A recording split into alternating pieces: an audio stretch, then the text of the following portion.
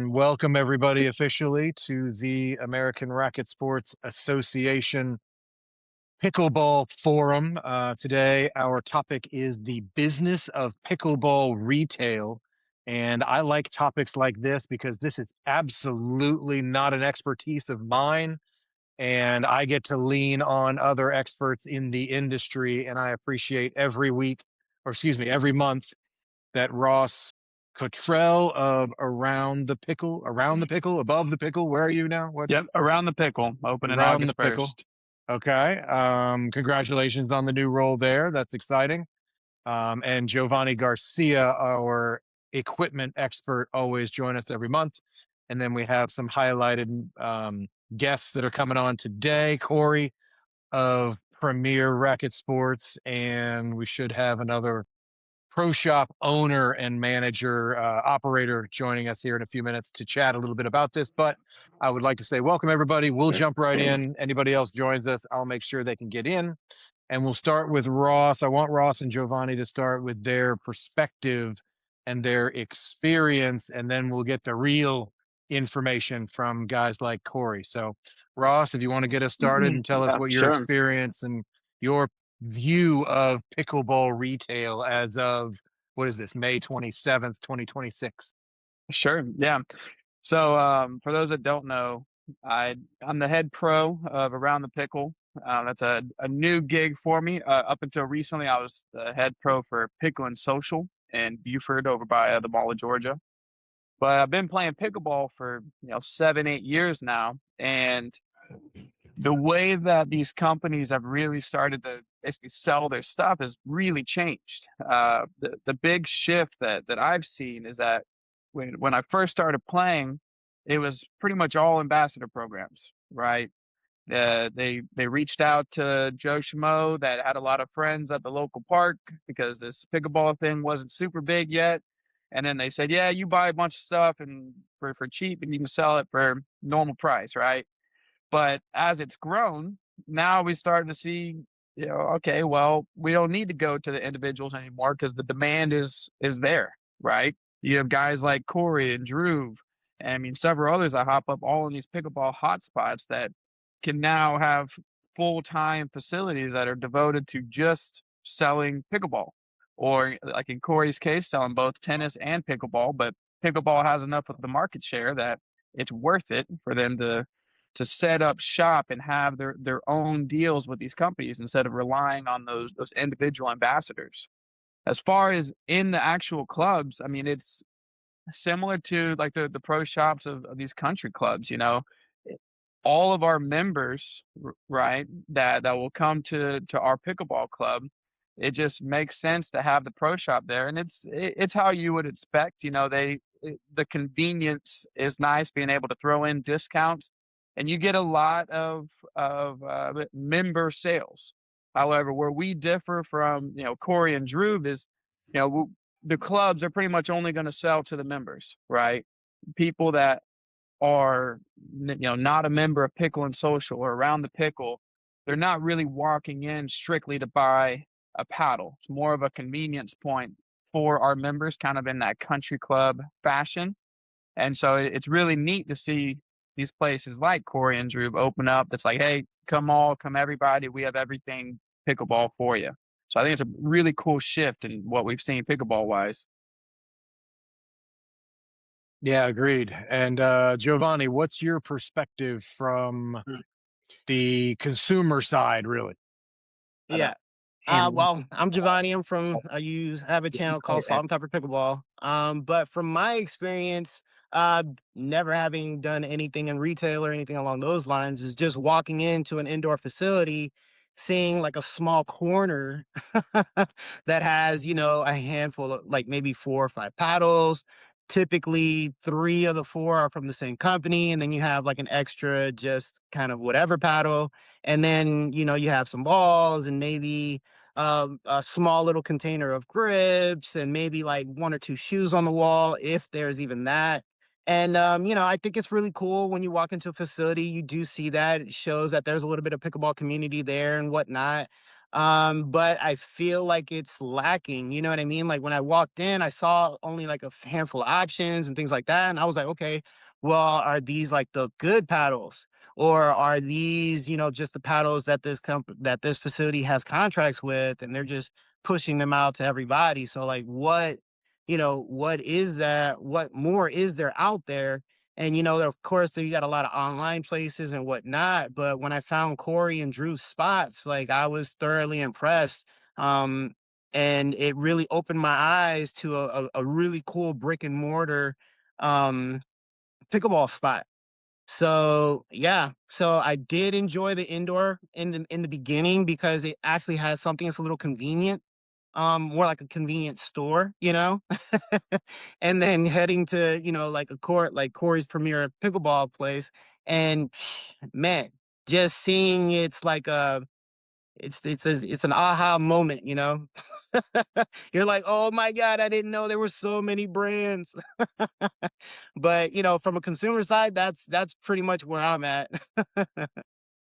Awesome. I appreciate it, Giovanni. Well, I want to go straight to Corey and ask from an expert retail perspective, because we all have ours. We've walked into those stores. I'm sure Ian's going to have a perspective of working as a vendor for those types of stores and understanding that side of it from a brand perspective. But Corey, has pickleball just taken over the store? Because it just wasn't this way 5 years ago.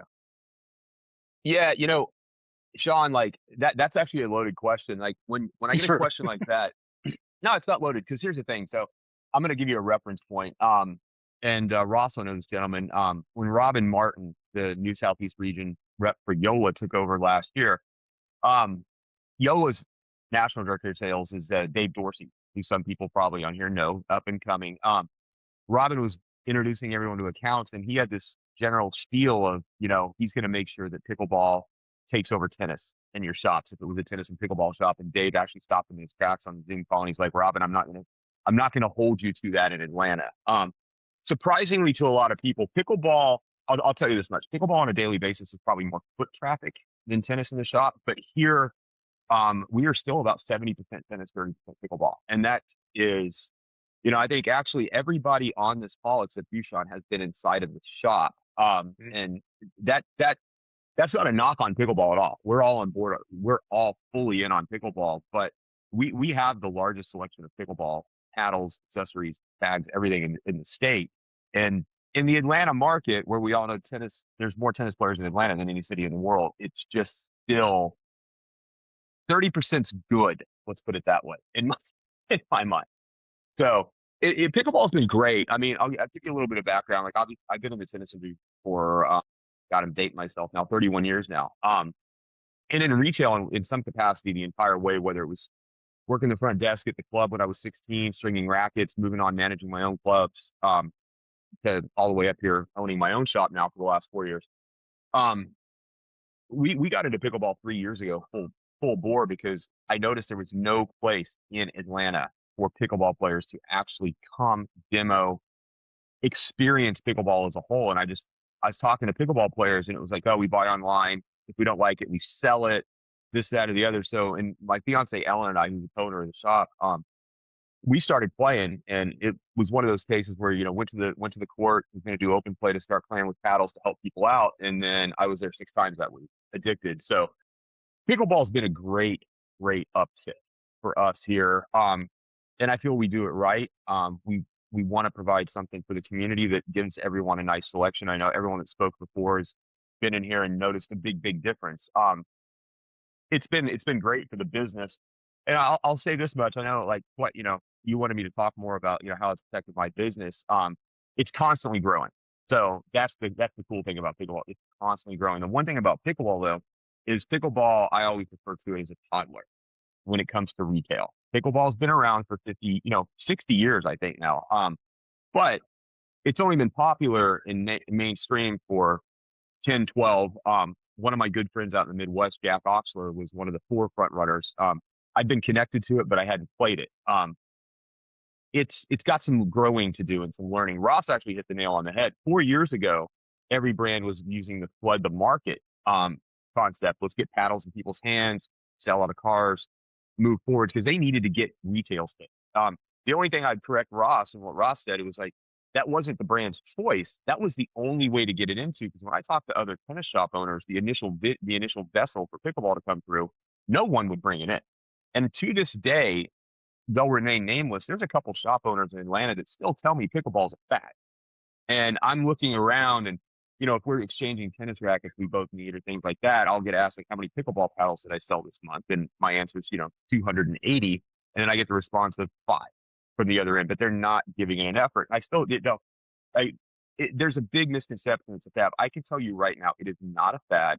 It is here to stay.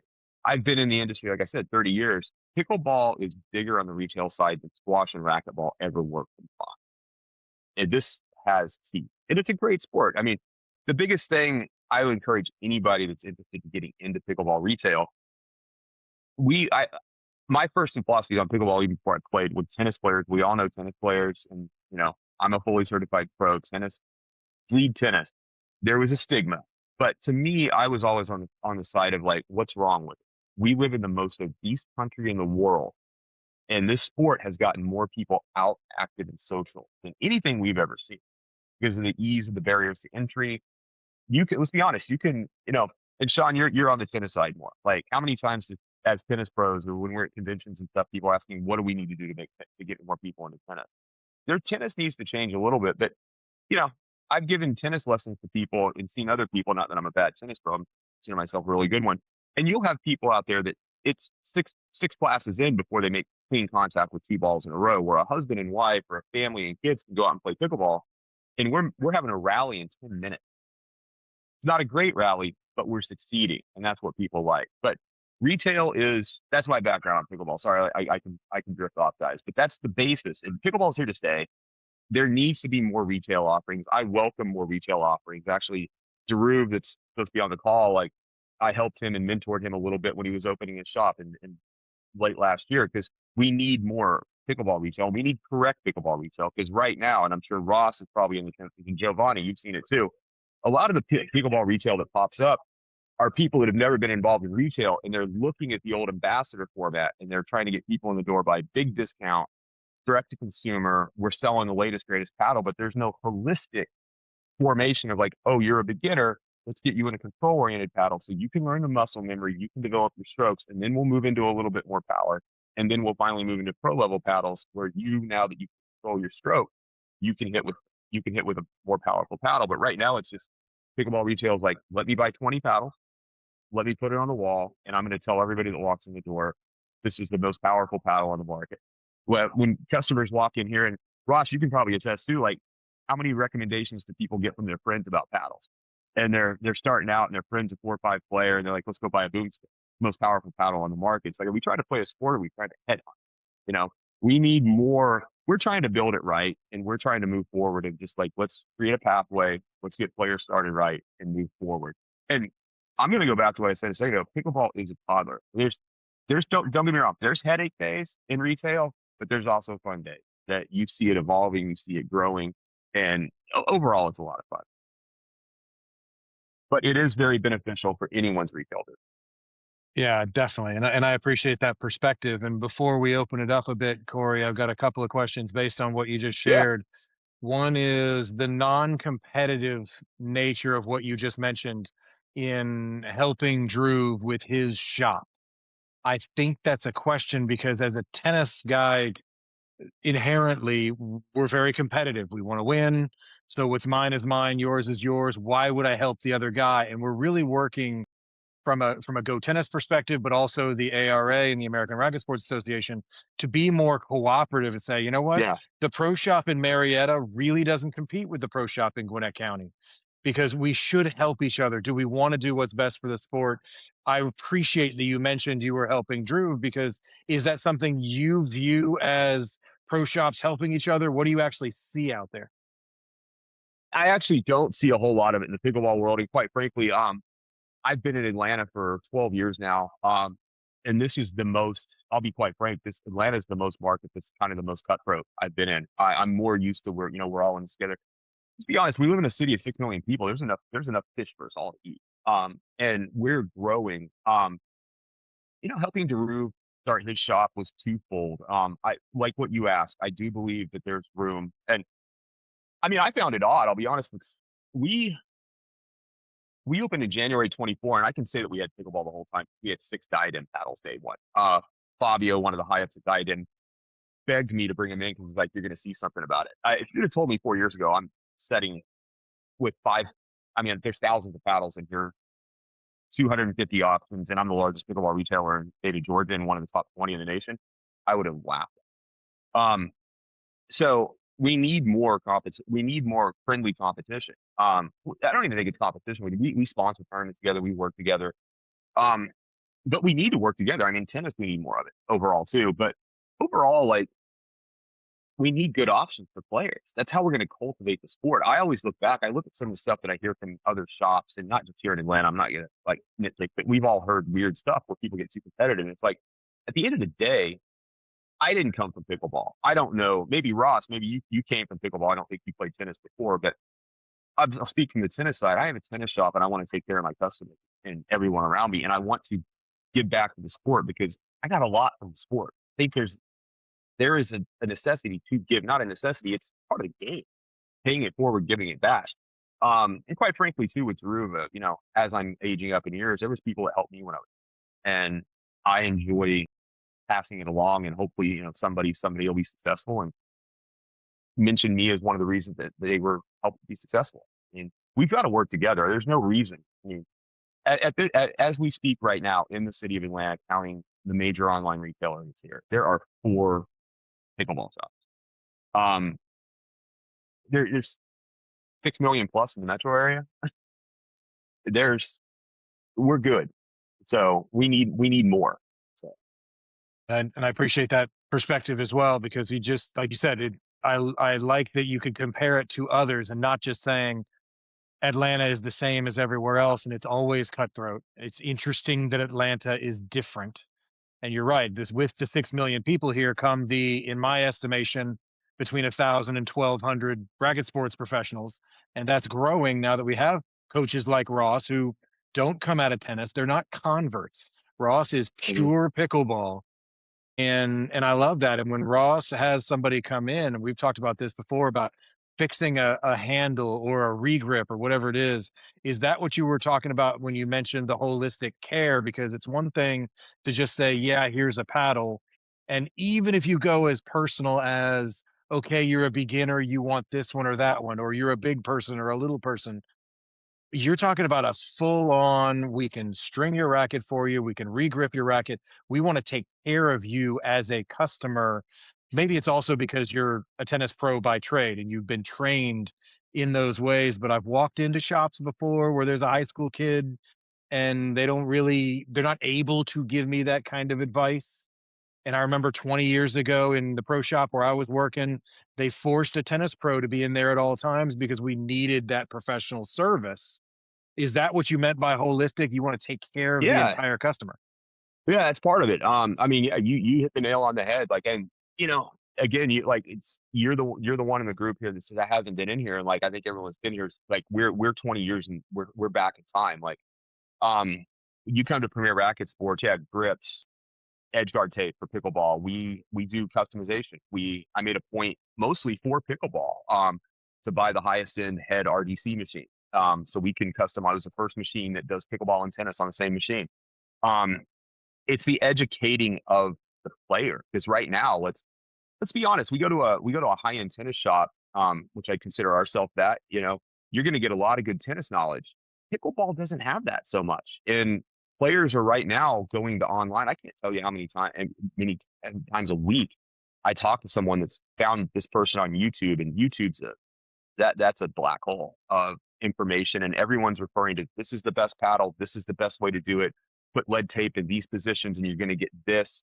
And everybody that's disseminating that information is forgetting that's their arm and their brain connected. That's not one size fits all, and that's a big thing we have right now in the pickleball world, is convincing people that it is not one size fits all. I mean, I'm going to give an example here. Selkirk probably be the first one to tell you this too. I've sold more boomsticks, the most powerful paddle in the history of pickleball, than anything in the history of the world. And I'll tell you, 90% of the people that have bought that boomstick shouldn't have that paddle. They don't have the control to play with that paddle. And we just got to get to where people are starting to buy. It's going to be years down the road. Don't get me wrong. We're in this for the long haul. It's getting everything. And like you said, Sean, it's interesting. We talk about that here all the time in the shop. I mean, most retail places that pop up, they're trying to compete with online retail by being like online retail. And then you go into a shop, you get a high school kid reading script text, and it's just not what it used to be. I think for me, it's a little easier coming from being, you know, an RSPA elite pro with my accredited professional certification, managing clubs.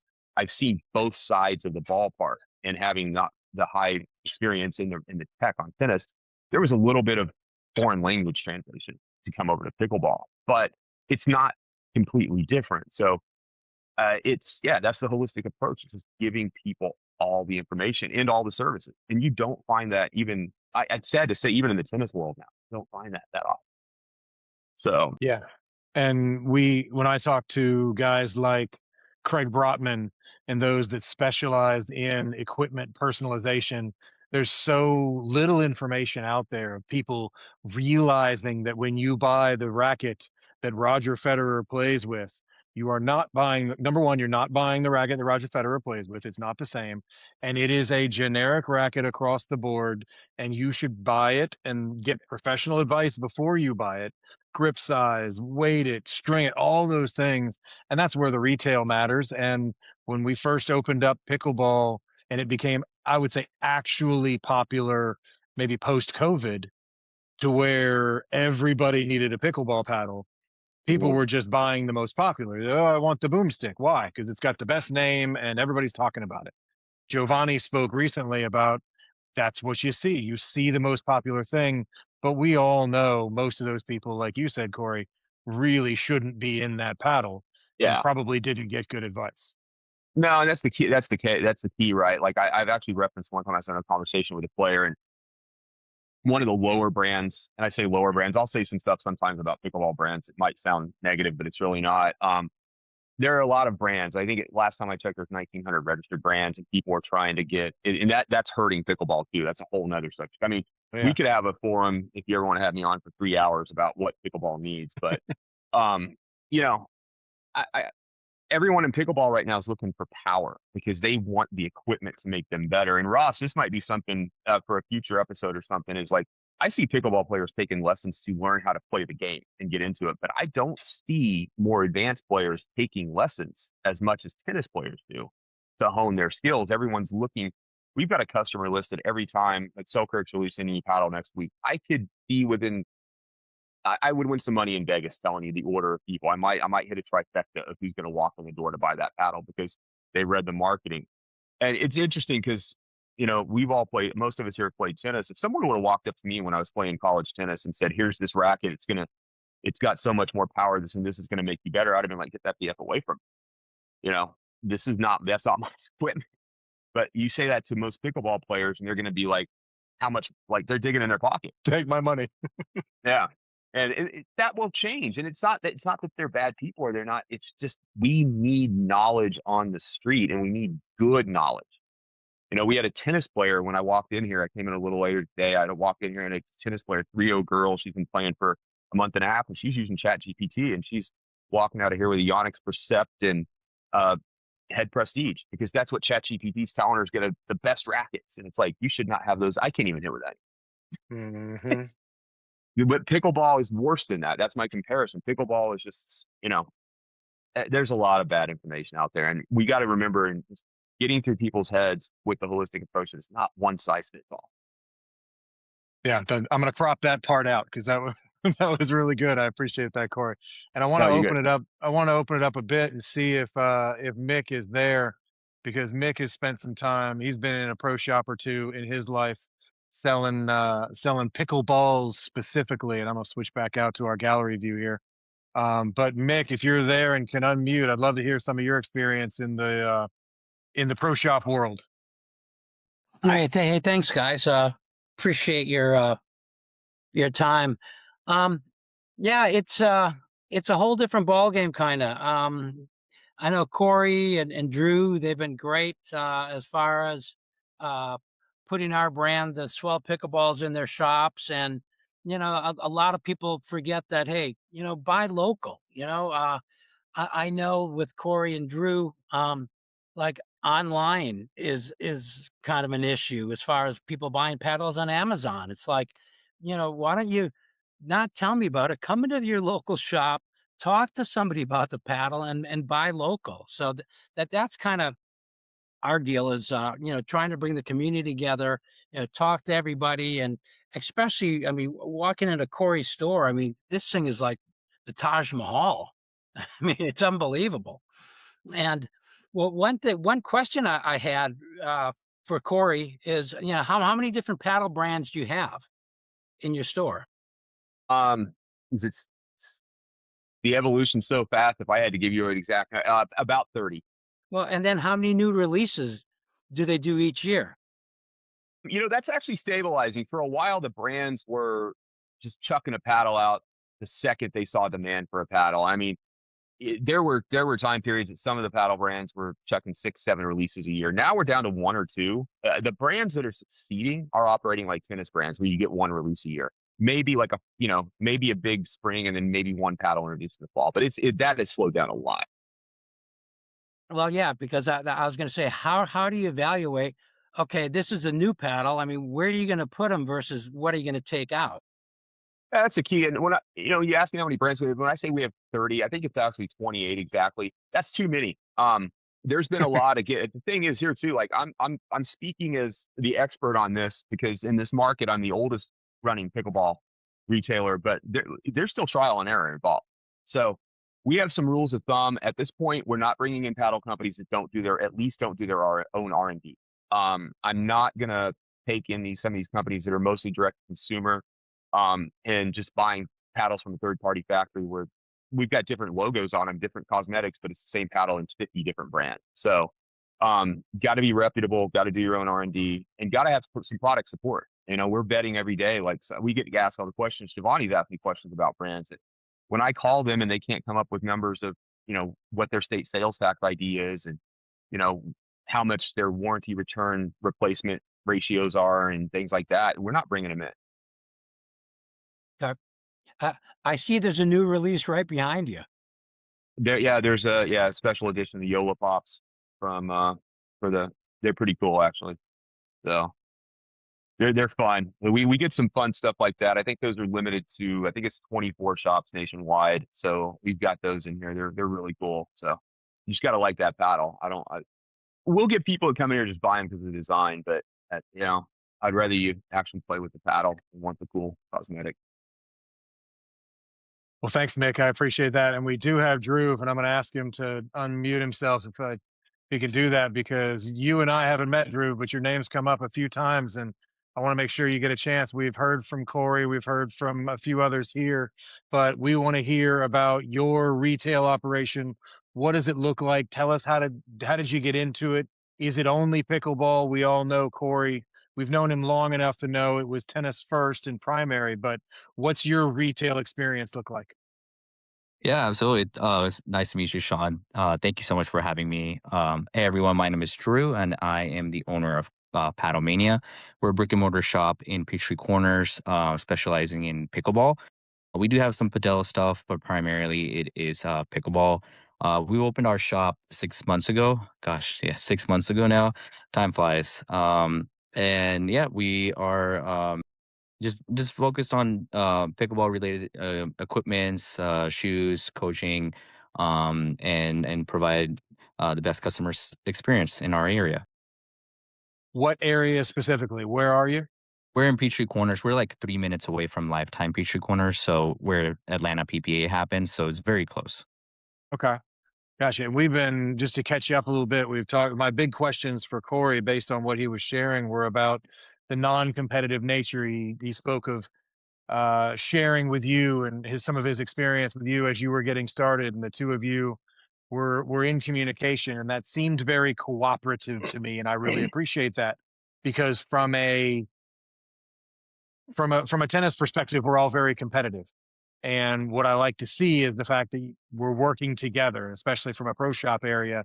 It's not as though you're nowhere near Premier. It's not as though you guys aren't anywhere near each other and you're in different cities and it's okay.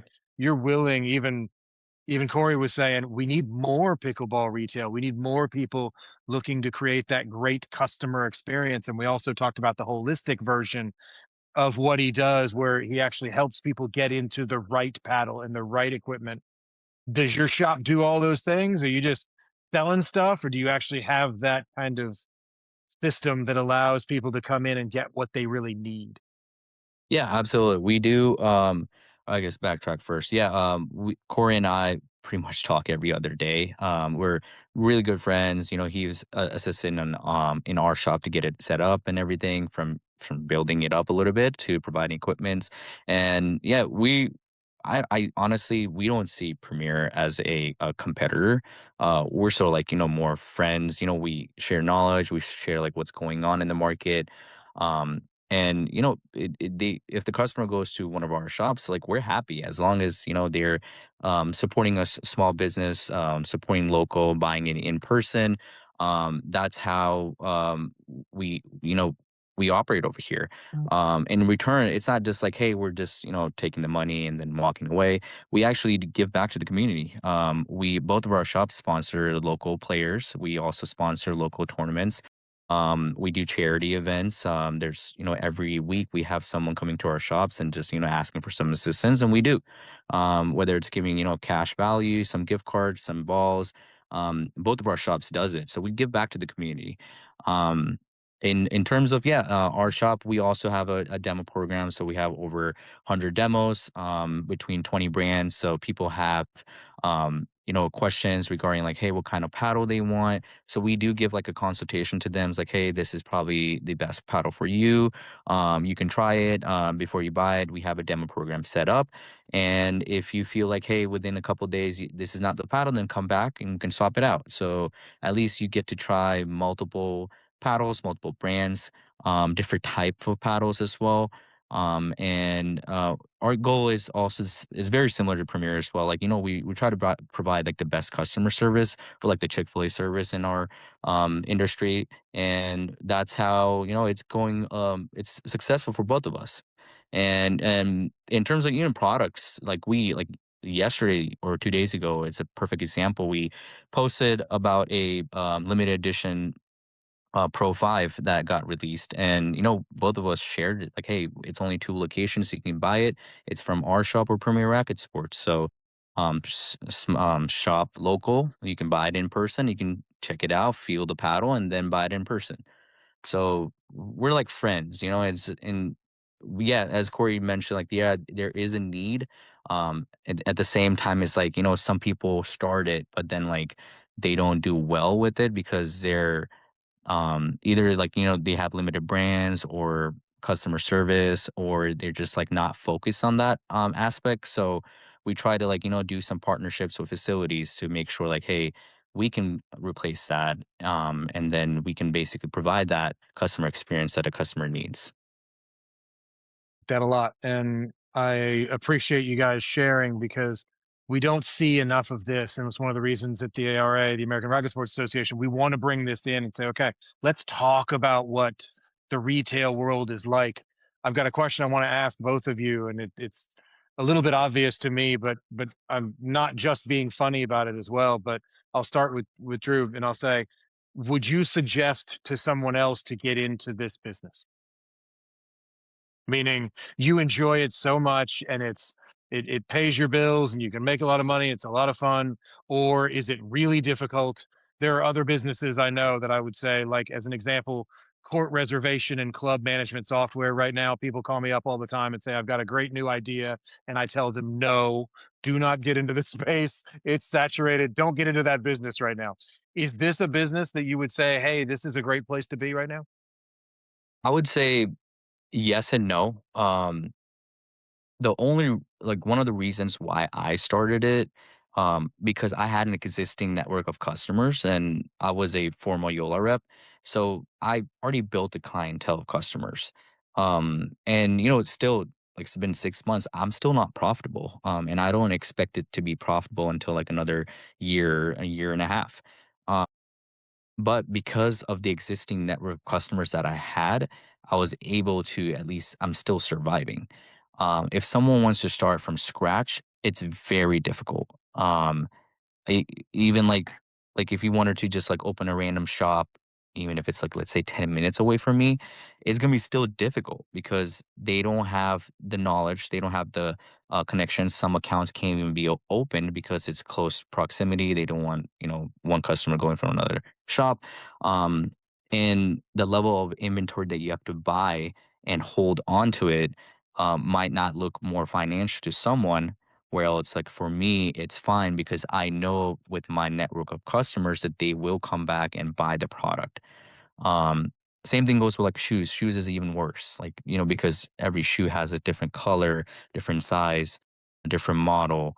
And then like shoe companies have limited production as well. So it's like very hard to even like get the shoes and sit onto it. But if you have like built a network of customers, and it's a little bit less risky, but I wouldn't say like, hey, let's just go ahead and start a pickleball shop and then let's just assume like we're gonna make some money because there's margins and all that stuff, but it's difficult. You have to put in effort. Like this is my full-time thing. I quit my full-time job. I'm full-time into this. I wake up to pickleball. I eat. I watch videos during my lunch break. I close the shop. I go back home. I watch videos again. It's like it's a constant process. Like my wife hates it sometimes, but she understands. This is my full-time thing, and I have to give him time right now. Yeah, Corey, what do you think? Would you Yeah, suggest it? yeah, I wouldn't actually. And I actually had to do a lot of thinking about that last probably what was it probably August or Rube when we first got to know each other, and I actually would not have encouraged Farouk to do it if he wasn't so connected to the community already.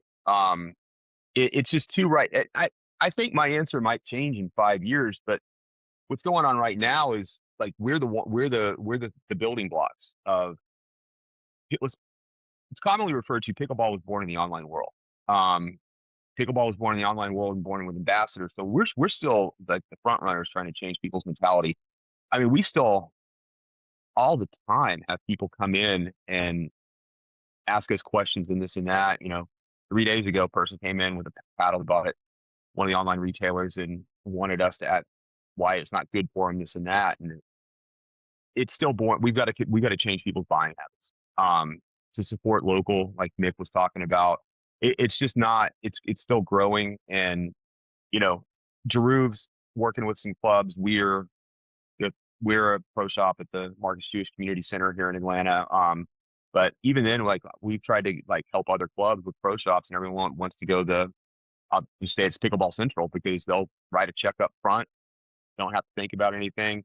It's that's another overall environmental thing to where we got to get people in every industry to support local more at this point in time. We're succeeding in it here, but we had a little bit of an advantage here that we were the first shop that brought in pickleball at any higher scale. So obviously it's always going to be easier to us. In some senses, we're kind of the Coke to Pepsi, and Deruve had the clientele built up, so it made it easy for him. But if it was just someone that was like, "Hey, I want to retire and open up a pickleball only shop right now," no, 'cause I would tell you, we wouldn't if I come from tennis, but if I reversed that and said I was opening up a pickleball shop and I didn't have the revenue coming in from the tennis side, we wouldn't have succeeded. And there was a lot of speed bumps to get over on that. So I would Yeah. a few years maybe, but not right now. If so, make sure you're well funded, right? And patient. And patient. That's good. I like that. Well, that's all I had to ask specifically, and I appreciate Drew and Corey showing up here, and Mick. I'm sure if you guys aren't connected already, because Mick is representative of Swell Pickleball, and he's got some great pickleballs that I'm sure should be, if you can work it out in your shops, if they are not They are already. already. I They are, assumed yeah. they were, but you never know. So I make sure we encourage those to connect with our members. And Mick has been great. He's been involved and been around and communicative, and that's one of the things we like about it is actually getting yourself to jump in. But I want to open it up to everybody at this point. If anybody's got any questions, anybody wants to chat, I'm going to hit the ask to unmute button. It is not necessarily telling you what you have to do. It's just sometimes I have to press that button so people can unmute themselves in these settings. So I'm going to switch it back to the gallery view, and we'll open it up and see if anybody wants to chat about anything. Hey, Sean, it's Ian.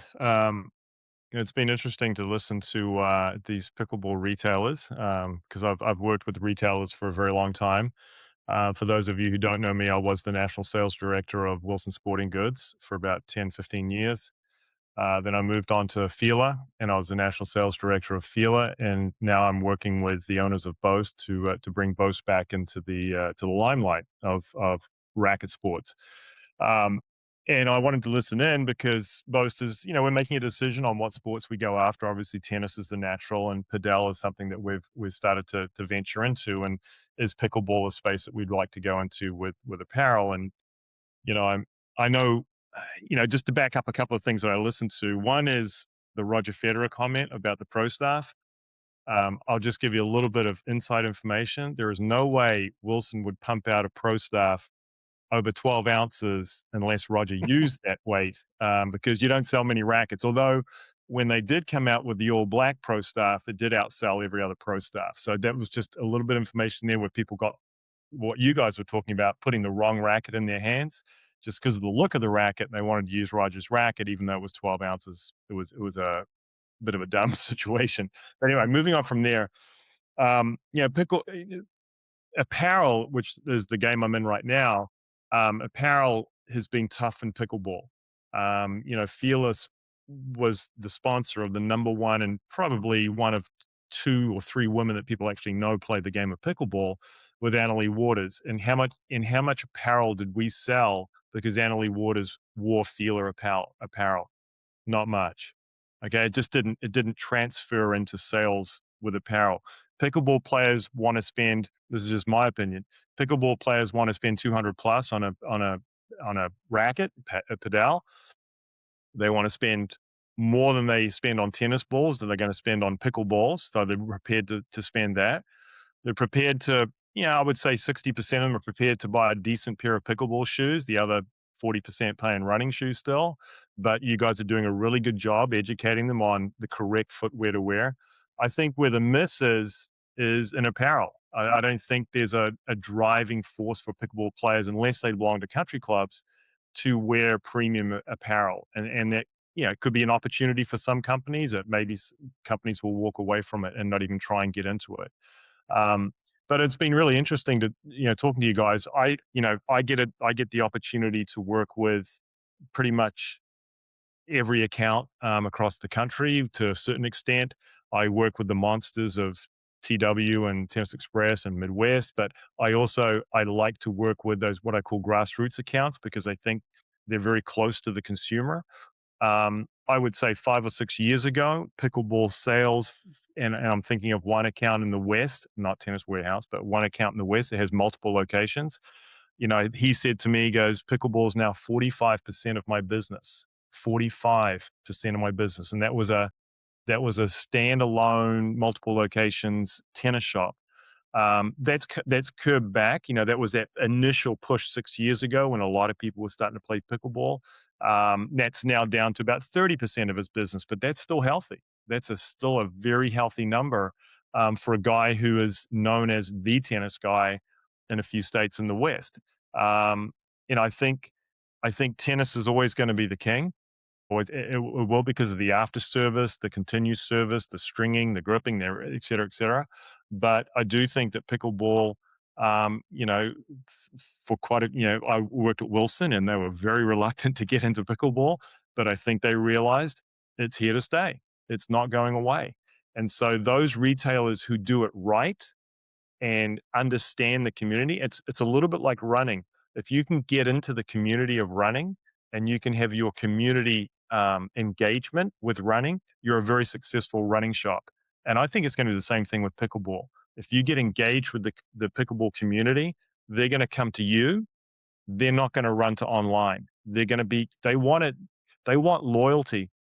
And I think a little bit of that 45% down to 30%, I think that came from standalone pickleball shops starting to open up.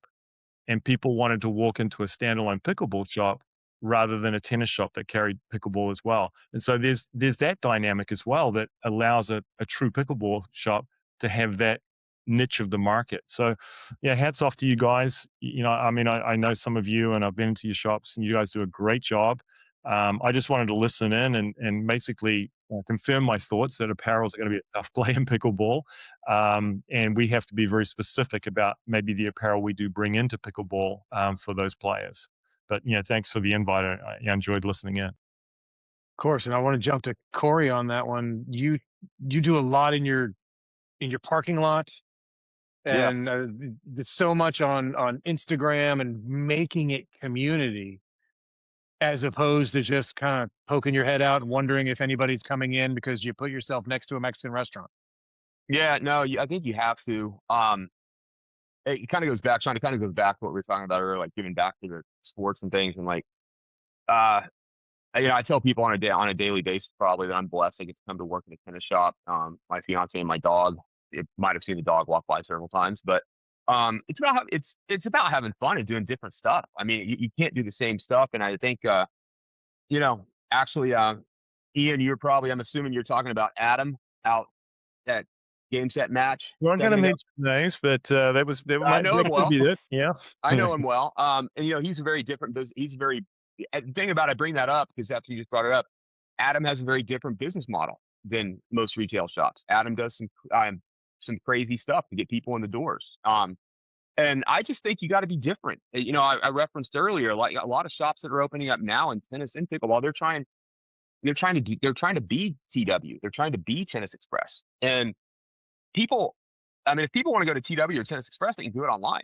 You got to give them a reason to come into your door and be different, have fun. We've had people that we did a little pro thing with Frank Solana. I think most of us know here, and Giovanni was actually here, and we started doing pickleball in the parking lot before that. At first, people were like, oh, there's potholes, it's bad bounces. And then quickly people are like, this is kind of cool. I'm out here playing street ball. So we actually came up with like some street ball, pickleball rules. And like, it's just make it fun.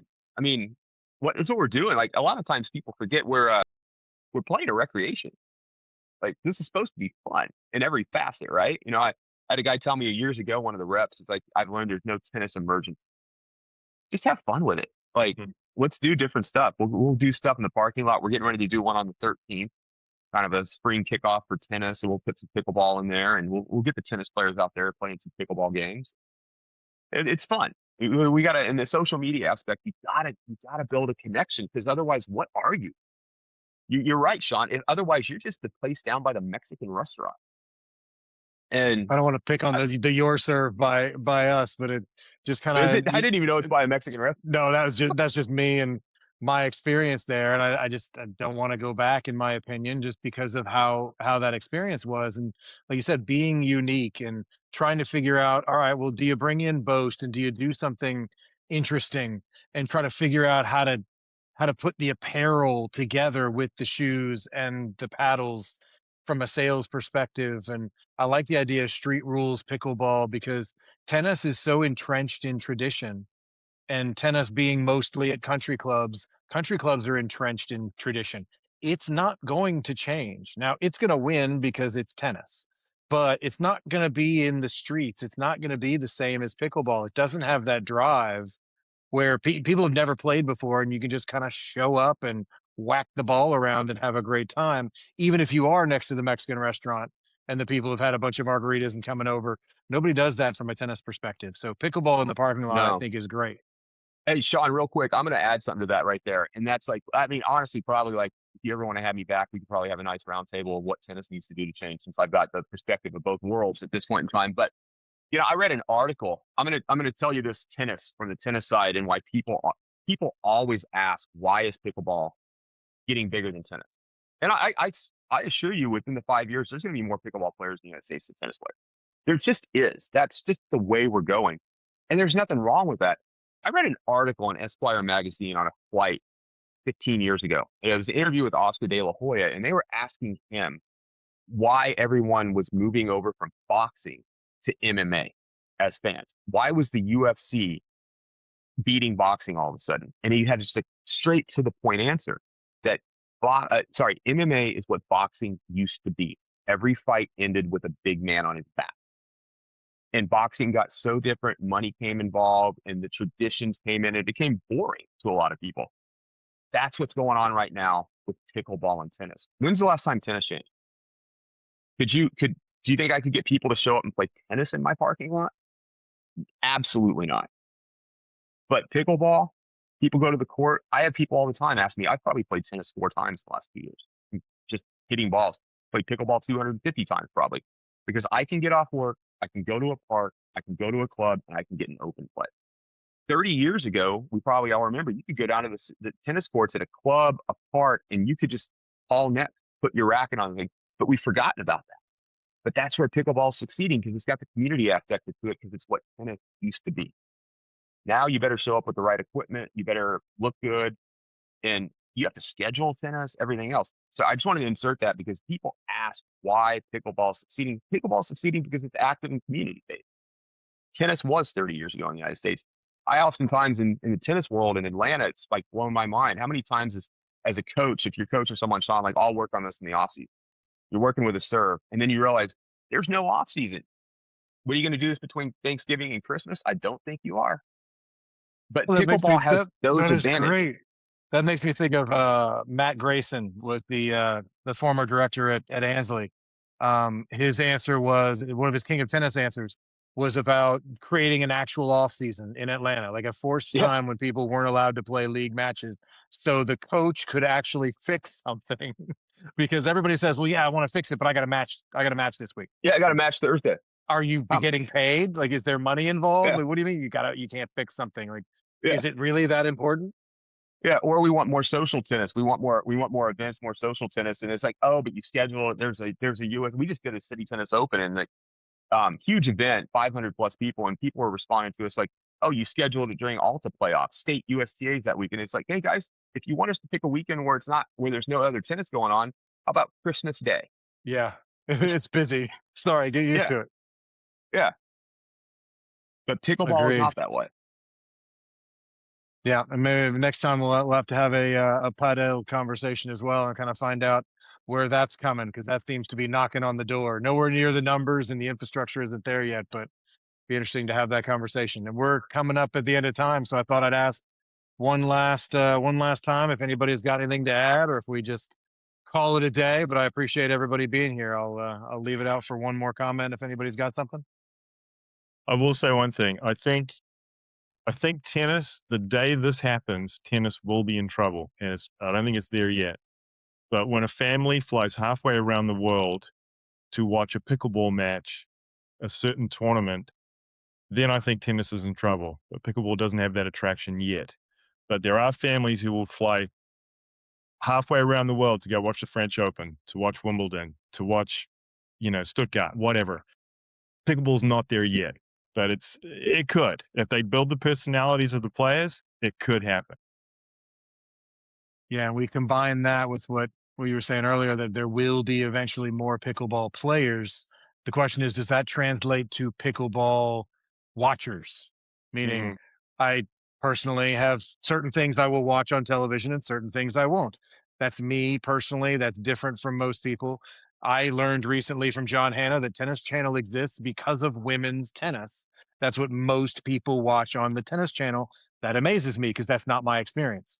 But if that's a thing, then at some point, are people going to actually watch pickleball on television? Does that have to happen first before the big events? Is there a Wimbledon of pickleball, or are we going to be lucky and it's going to be here at the Lifetime, because that's where our world championship of pickleball happens to be at this point? It'd be nice to have it here in Atlanta.